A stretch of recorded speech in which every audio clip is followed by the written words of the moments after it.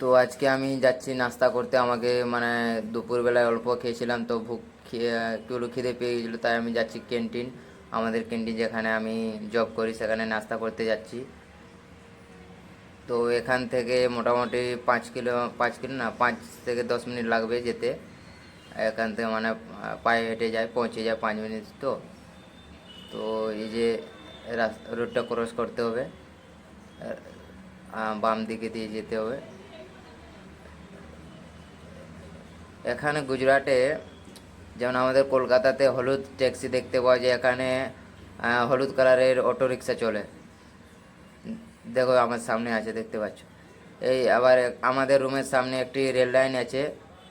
প্রায় ঘন্টা খানেক মানে পরপর ট্রেন আসতে থাকে। এই যে দেখতে পাচ্ছ, ট্রেনটি চলে গেল। পরে আমি ভিডিও শেষে তোমাকে রেল লাইনটা দেখাবো।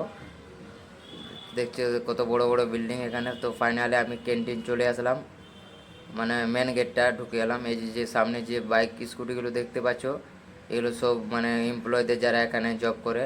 আমি এই যে পোহা খাচ্ছি, সাথে চা নিয়েছিলাম। তো আমার নাস্তা হয়ে গেছে, দিয়ে আমি রুম আসছি। এই যে রেল লাইনটা যেটি দিয়ে ট্রেনটা একটু আগে তোমাকে দেখাচ্ছিলাম, একটি মাত্র রেল লাইন আছে। তারই আবার মানে কী বলবো,